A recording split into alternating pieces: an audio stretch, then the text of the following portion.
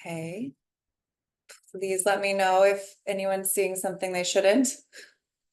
Okay, good. Hi, good morning, everyone, and thank you for joining. Again, I'm Kim Lakin from HSS in New York City, and today I'm talking about scleroderma and COVID-19, a 2024 update. But I might want to add that this is a June 2024 update because as we know, since the beginning of this pandemic and the time since, things are subject to change. So even though we're past the peak of the pandemic, COVID-19 infections and hospitalizations continue to present substantial risk for vulnerable people with autoimmune rheumatic conditions, including scleroderma. And so today I wanted to go through some sort of bigger, frequently asked questions that I receive from patients about COVID-19 infections and also vaccinations for individuals with systemic sclerosis or scleroderma. So we'll go through the following. How can I protect myself against COVID-19? When should I get a COVID-19 vaccine? What are some concerns that people with scleroderma have had about the COVID vaccine? What should I know about my medications and getting the COVID-19 vaccine? Will the vaccine cause my scleroderma to flare? What side effects have individuals with scleroderma gotten after the vaccine? Are individuals with scleroderma at higher risk for severe COVID if they were to get it? And what do I do if I think that I have COVID? So first, how do I protect myself against COVID-19? Generally, it's still out there and it's still important to think about ways to protect ourselves. One kind of key thing, and probably the most important, is to stay up to date when it comes to vaccines, and also encourage your close contacts, household members to do so as well. Avoid people who have or suspected to have COVID-19. Wash your hands frequently. Avoid sharing drinks or passing things around, especially in a big group setting where people may be sick. And then masks, surgical or N95 can be useful, particularly in those crowded indoor kind of high risk areas. When should I get a COVID vaccine? So like I said, this is probably one of the most key things you can do to prevent severe COVID. And whether what you get now depends on what you've had. So if you are someone who has had 0 doses of the COVID vaccine and are considering it, I strongly recommend going ahead with it. It's not too late. If you've had 0 doses, we recommend for mRNA vaccines like Moderna or Pfizer to go ahead and get the first dose now, wait 4 weeks for a second dose, another 4 weeks for a third dose. If you've had any, it says Moderna on these slides, but they're the same for Pfizer as well. If you've had any 1 dose, complete the series with 2 and 3, each 4 weeks apart. If you've had 2, get that last one to complete your series plus that 1 booster. And if you've had 3 or more of the Moderna or Pfizer vaccines, but you didn't get one in 2023, 2024, go ahead and get that 2023-24 dose at least 2 months after the last dose that you received. Now, if you did last fall get the 2023-2024 COVID vaccine and you've been kind of following along and getting the vaccines on schedule, these are the recommendations, and I should note this is for individuals who are moderately or severely immunocompromised, which includes patients with scleroderma, in particular those on immunocompromising medications. If you're under 64, the CDC guidance is that you could receive another dose of the 2023-24 vaccine at least 2 months after the last one. So that would be the 3 other doses and then 2 total of the 2023-2024 doses. If you're over 65, they kind of more strongly say instead of may receive 1 additional dose to go ahead and administer 1 additional dose at least 2 months. Now, if you had only had the 1 and we're sitting here in June and wondering, should we wait until the fall or administer now? The CDC doesn't have clear guidance on that. And I've spoken with our ID colleagues who also says that both approaches are reasonable. And as far as mixing and matching the vaccines, this is from an infographic also from the CDC that was updated last fall.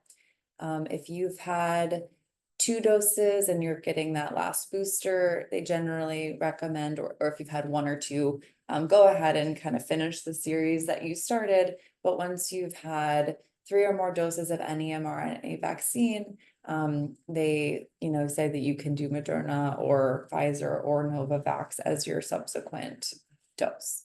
So there can be some mix and matching. A lot of people stick with what they started with, which is also just fine. So what should I know about medications and the COVID-19 vaccine? So you may or may not know that the American College of Rheumatology has developed now 5 versions of some guidance around COVID-19 vaccines in patients with rheumatic and musculoskeletal diseases. And the reason why there have been so many versions is that this guidance document was meant to kind of be developed quickly in a timely manner to help physicians guide patients in real time. And then as studies have been accumulating and data are more available, these versions have been updated in real time. So this version 5 is the most up-to-date version. It came out in August of 2022. So the guidance has been pretty stable since then. The concept is that, and I'll go through these in detail one by one, but the concept is that certain medications that you could be on for scleroderma may decrease the effectiveness of the vaccine. So it's not that the vaccine would become, give you more side effects or more problems, but the immune system has to have the, ability to respond to the vaccine. And to some extent, certain medications can decrease that response, making your vaccine less effective. And the way that we can work toward avoiding that is to time the vaccine in a certain way, depending on the medication. So mycophenolate or CellCept, mycophenolic acid, Myfortic, methotrexate, azathioprine, leflunomide are all medications that are conventional immunosuppressive meds, sometimes used for scleroderma. And the guidance statement says that after the vaccine to hold those medications for 1 to 2 weeks to allow your body to respond to the vaccine as your disease activity allows. And what that means is that if you have active scleroderma, you're experiencing a lot of symptoms, it may not be worth holding the medication that's helpful for you if the scleroderma is too active. But if there's a situation where things have been very stable and you're on the medication as kind of a maintenance of your condition, it may be worth the benefit potentially of having that bigger immune response by holding the medicine for a bit. But it's important to note that the evidence to support this is pretty low, and it's very common and reasonable to just keep going with the medication. And many people do. But one point to kind of remember from this talk is that if you are thinking of going to get your vaccine at a local pharmacy and not at your rheumatology office or other places, it would be good to chat with your rheumatologist, let them know what timing you're thinking of so that if they think you'd be a good candidate for a brief hold of your medications, they can let you know and you can make that decision together. Rituximab, we do have a bit more data on. Rituximab specifically lowers B cells in the body and makes responses to vaccines diminished. And so the guidance is basically to discuss the timing with your rheumatology provider. Some doctors might use a blood test to look at B cells and kind of see whether the B cells are there or kind of still suppressed from the rituximab and use that to guide when doses should be given. But most of the time, what's recommended is to basically give the vaccine 2 to 4 weeks before your next anticipated rituximab dose. So if you're getting rituximab once every 6 months, around 5 or 5.5 months, you would get the vaccine and then you can get the rituximab after. Again, this is as disease activity allows, but when you're on a medication that's given every 6 months and you're thinking about timing of the vaccine and you're about to get the infusion, it might be worth mentioning to your doctor, hey, should I get the vaccine, before I go ahead and get the infusion, because otherwise they'd recommend typically waiting 5 months afterwards. For those who may be on cyclophosphamide, the timing should be 1 week after each vaccine dose when feasible again, if the disease allows, if things are quiet. When it comes to other medications that some patients with scleroderma may be taking, like tocilizumab, also known as Actemra, the task force really was unable to make a formal recommendation, either holding it or not. And so a lot of times in these cases, they're being continued. Hydroxychloroquine and IVIG, which some patients may be taking, no modifications needed either to the therapy or the timing of that vaccine. These won't impact your ability to respond to vaccines. So what are common concerns that people with scleroderma may have about the COVID vaccine? And even though it's, now 2024, and many people may be very familiar with the vaccine, have gotten it, I still have individuals that have questions and may be wanting to discuss them. And our group collaborated with the SPIN network, which is a multinational study that includes sites in the United States, Canada, France, the UK, Australia, and other places. And basically this group is able to do survey-based research, and we conducted a study in collaboration with the lead SPIN investigator, Brett Tomes, about how people were doing who had scleroderma after the vaccines, how people were doing if they were to get infected, and then also any concerns that people who haven't been fully vaccinated might still have about the COVID vaccine, so that we can fill any educational gaps if needed for people. So we had a big group of participants, and of them, just 52 had not finished their full vaccine series or were completely unvaccinated at the time we did the survey, which was summer 2022. And these were the top concerns. Concerns of the long-term side effects, worried that the vaccine was developed quickly, thinking that kind of natural immunity would be better than the vaccine. There were concerns about side effects based on others' experiences. There was 56% who were concerned that the vaccine could flare their scleroderma. And then similarly, just over half were worried about side effects from the vaccine in the short term.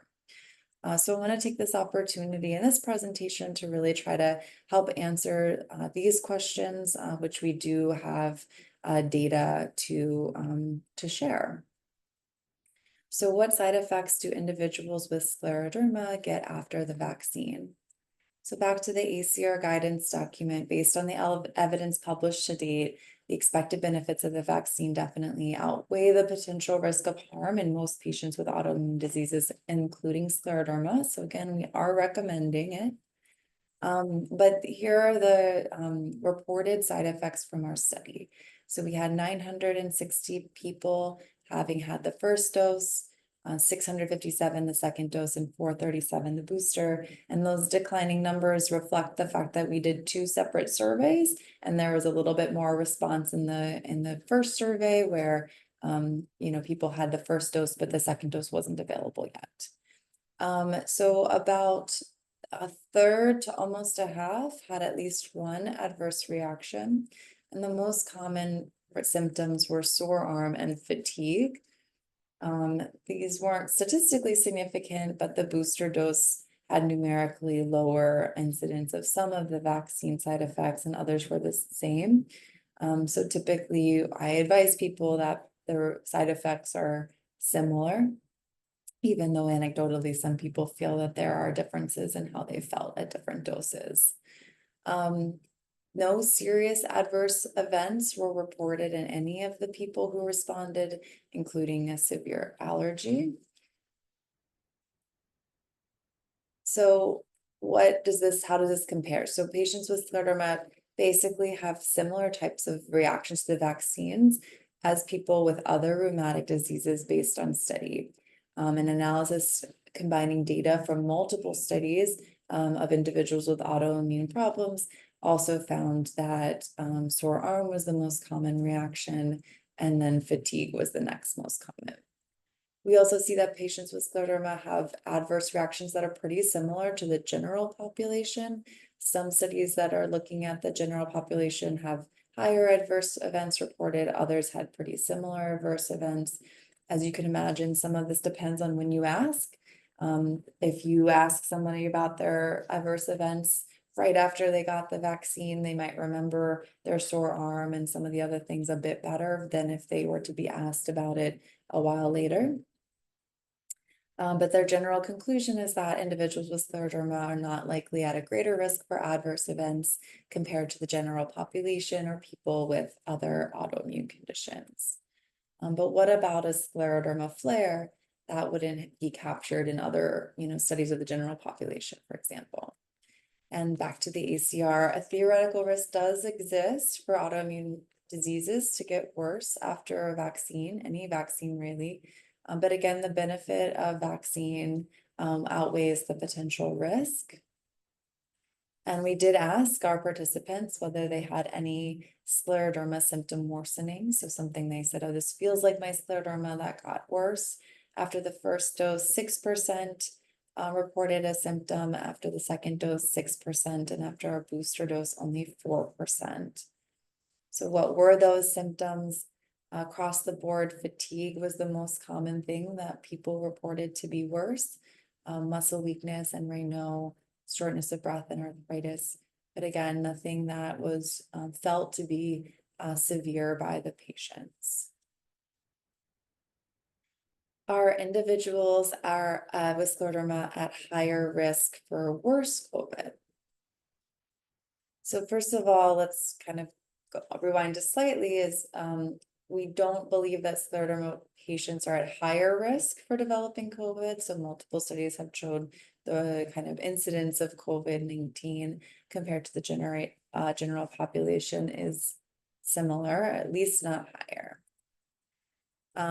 So what about outcomes? So our study, the SPIN study that was published this year, asked 489 people about their potential COVID, and 172, which was just over 1/3, said that they had at least one episode of COVID-19. And this study again was the survey originally given in the summer of 22. Few patients had COVID twice as well. So for the first COVID infection, there were 5 that were pretty asymptomatic and had tested due to a close contact. 38% had mild symptoms. 48 had more moderate symptoms, but could stay at home and be treated. And 9% had severe symptoms and did go to the hospital for treatment. So how does this compare to other studies and data in scleroderma? In 2022, there was a study from Brazil where they looked at people with scleroderma who had COVID. 66% had mild symptoms.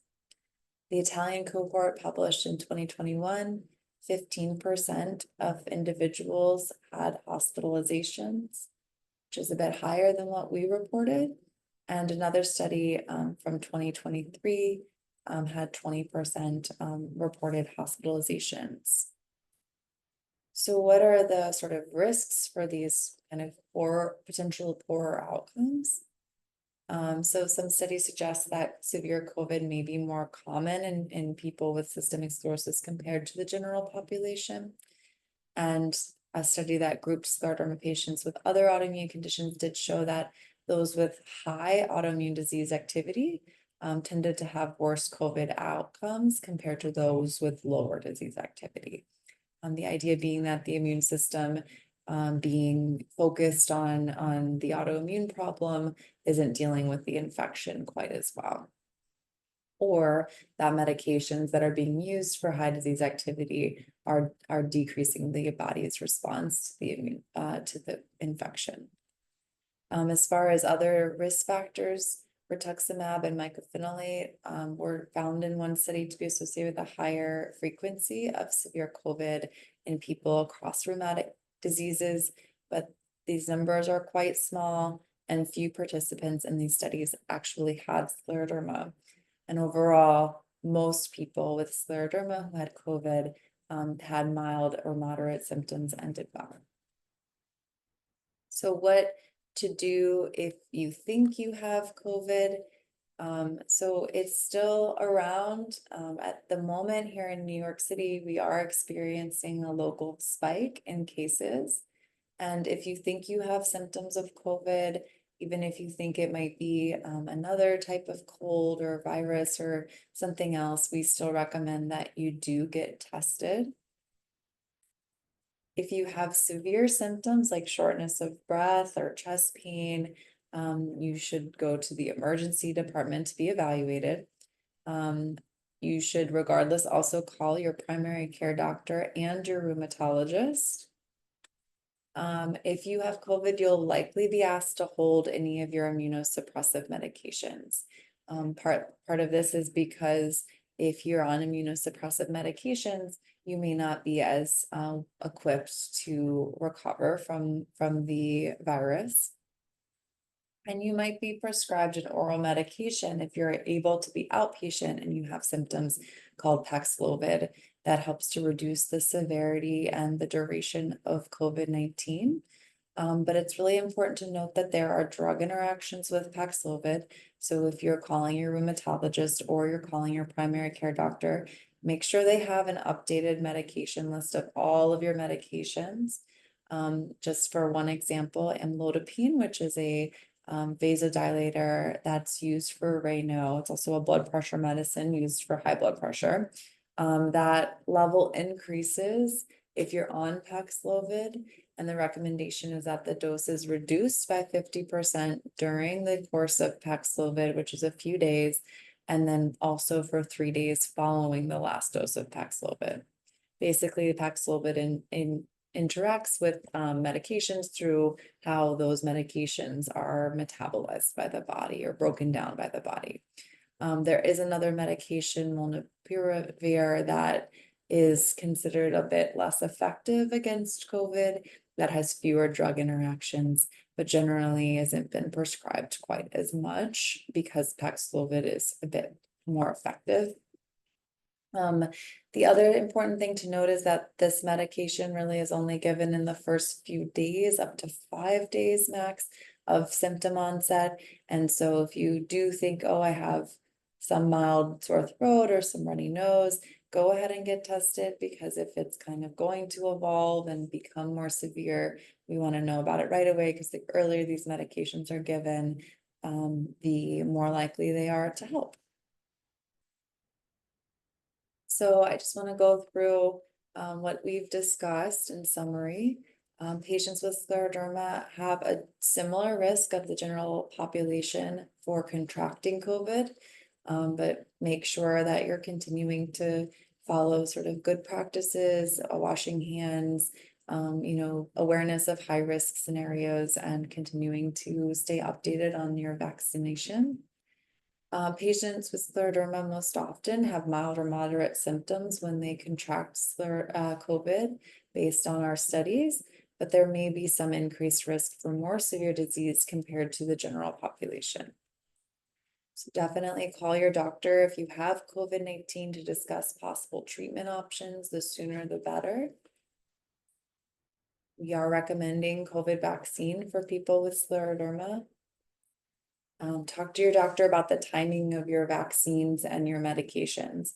If you didn't hold your medications for prior doses, that's fine. But if your scleroderma is controlled and you're thinking about getting another booster dose, it would be a good idea to call your doctor and just check in with them about their thoughts for your particular situation.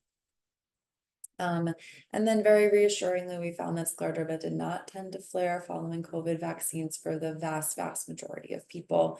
And again, those who did experience a flare most often had fatigue. So if you're interested in what I was presenting about our study looking at scleroderma outcomes in people with scleroderma, we are conducting numerous observational studies, also clinical trials. Here's the number for the HSS Scleroderma Center. We also have a fast track program for in-person appointments. to be seen by our doctors if you need a rheumatologist or are interested in some of the research we do here.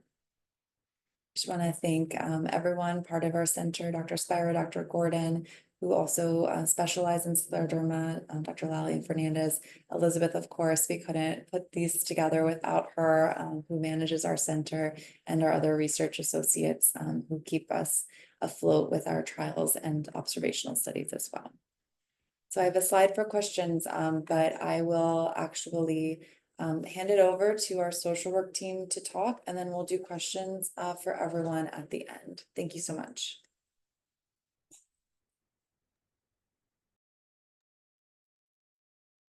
Thanks, Dr. Lakin. That was great. That was so interesting.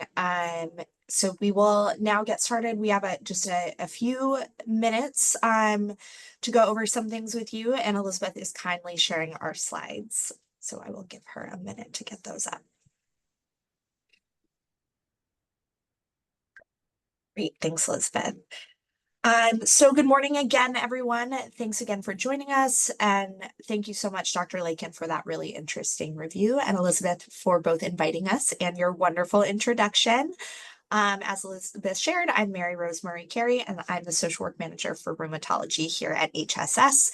And with me today is Baptiste Nicolas, who's a senior social worker in the adult rheumatology program. So we thought it would be useful, since we're on the subject of the COVID-19 pandemic, to check in and do a little review about ways to support your emotional well-being. We've talked a lot about keeping our physical well-being in check, but emotional well-being is really important, particularly in the context of stressful times.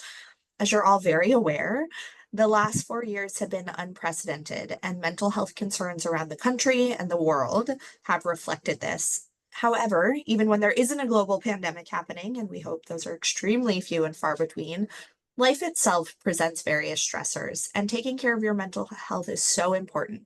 So we'll be offering a refresher on options to support your emotional well-being, both professional mental health services, as well as some self-help strategies that you can try. Next slide, please. So we'll just take a few minutes on the following: reflecting on our own emotional well-being, talking about typical symptoms of depression and anxiety, understanding how these symptoms interact with chronic illness, and types of formal mental health support, as well as engaging in self-care. And we'll share some resources for both of these. Next slide, please. Good morning, everyone. Again, my name is Baptiste, and very honored to be here today. And before we begin, we just want to take a few moments to do a self-care check-in and center ourselves. We do know that life can be stressful and challenging, but you've carved out the time to be here with us today, so we want to invite you to be present with us in this moment together. And a good way of doing this is to sit comfortably, and if you're able to, put your feet on the ground. Take a moment to check in with your body and just think about what you're feeling right now. Take a few deep cleansing breaths to get ourselves nice and centered, and join us for this discussion. Next slide.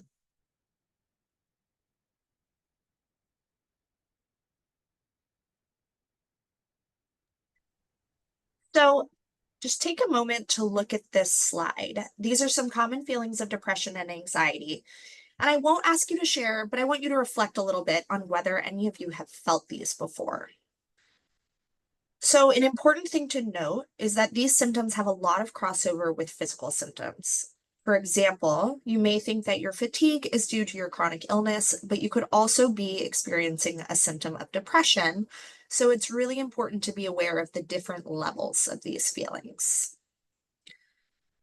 Next slide, please. And why might this be coming up for you? There are many layers to this. On one hand, it's just becoming more and more common. In fact, the U.S. Preventative Service Task Force recently recommended that all adults under the age of 65 be screened for anxiety, as anxiety rates have gone up tremendously the last couple of years. And they also recommended that adults be screened for depression.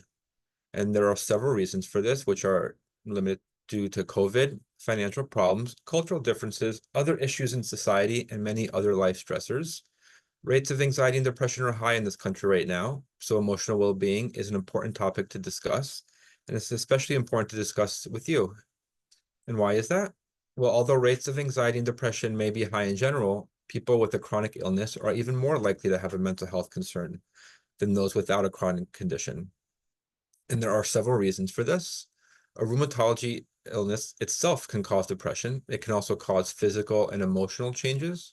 And as you all know, inflammatory conditions are complex, vary from person to person, and may cause symptoms including physical limitations, pain, fatigue, sleep disturbance, depression and anxiety, sexual dysfunction, and body image concerns.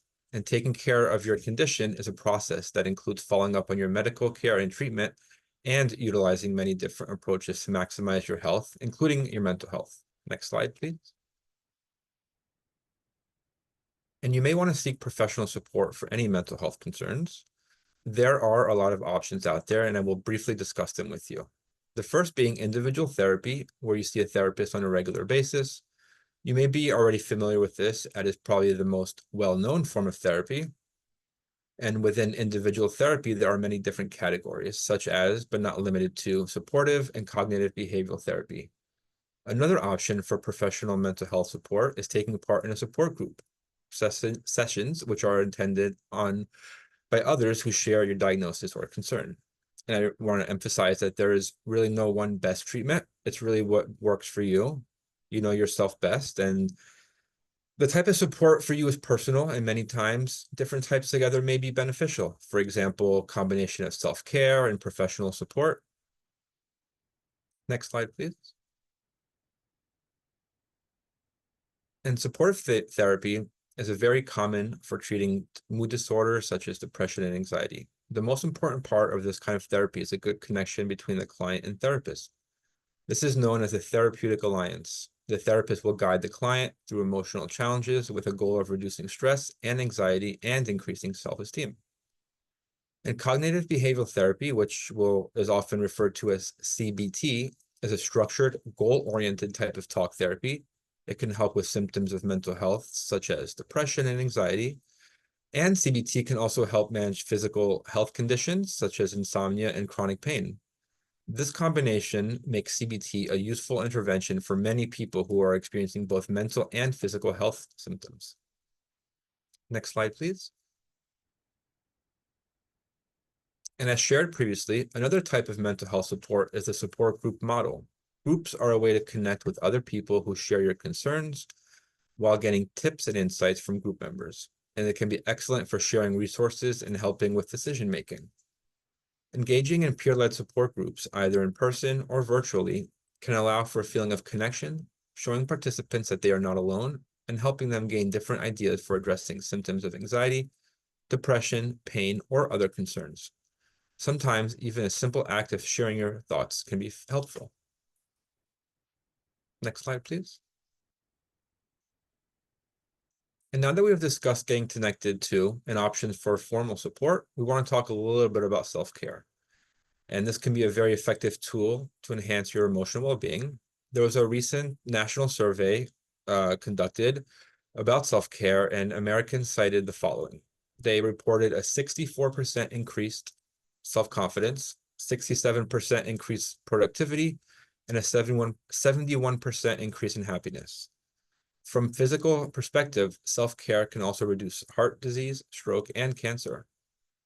And self-care can be used in correlation with your mental health treatment or as a standalone practice.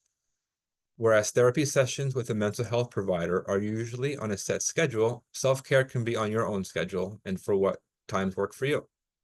We'll be briefly discussing self-care in two forms: movement self-care and mindful self-care. Mindful is more focused on relaxing the mind without any physical exertion. And movement self-care is more focused on stimulating your body and does not have to be an aggressive form of exercise at all. These two forms of self-care can also complement each other. Again, I really do want to emphasize there's no right or wrong, and this is completely up to you if and how you want to implement. And it's also completely okay if there are days or moments where you are unable to practice self-care for whatever reasons. Try not to be hard on yourself. The whole purpose of self-care is to do it when you can and to not be hard on yourself. It's supposed to be a relaxing for mind and body. Next slide, please. And here are a few examples. There are many ways to practice self-care. I just sharing some here that focus on the body, involve movement, and a couple that focus on the mind and mindfulness practice. Some examples of the movement self-care are walking, physical therapy, occupational therapy, stretching, and yoga. Stretching can boost mood, reduce stress and anxiety, or exercise can reduce stress, mood, and anxiety. And for any physical exercises, remember not to push yourself too much. A little does go a long way. The whole point is for you to feel relaxed and not under any strain. And mindful examples include mindful breathing, reading a book, listening to music, or pretty much anything that you find relaxing. This can be done in tandem with self-care or as a standalone. The goal for mindfulness is for you to relax your mind and body and not to try and think of too many life stressors. These are just a few types of self-care activities that you can engage in, but there are many more. Next slide. So we also have a question slide, but as Dr. Lakin said, we'll save this and go over some questions as a group in a few minutes. So next slide, please. So shared here are some resources for both disease-specific information, the National Scleroderma Foundation, Myositis Support and Understanding, as well as the Vasculitis Foundation, and the National Institute of Health Wellness Toolkits. They have a lot of great options there. So these are connections to support groups as well as resources for fostering your own self-care practices. We encourage you to take a look at these and see what might be a good fit for you. You know, as we've all said, we really can't remove all of the stressors from the world around us, but there are certainly ways to help us manage the stress. And we really encourage you to explore and add these to your own health journey. Next slide, please. And again, thank you so much for your time today. We do hope you find this information helpful. And there will be a survey attached, so please help us continue to improve our offerings by completing the survey. And we really do appreciate your time and being able to present with Dr. Lakin. And it's an honor, as always, to try and convey what we can. And thank you again.